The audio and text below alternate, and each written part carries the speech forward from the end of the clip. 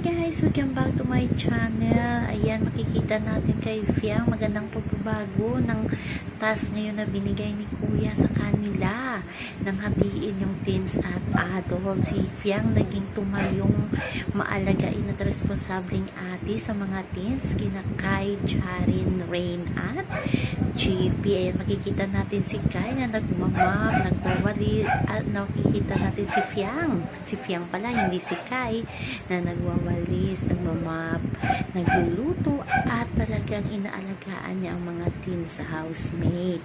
So maganda yan para kay Fiang kasi dati pagkasama niyang adult, nandun lang talaga itong si Fiang sa pool area, nagkukot-kot ng upo, diba?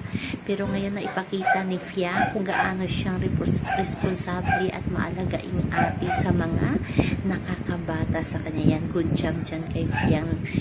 So yun naman po guys ang ating update sa ngayon hanggang sa muli. Bye bye. Always remember, wag po tayong magpaka-stress.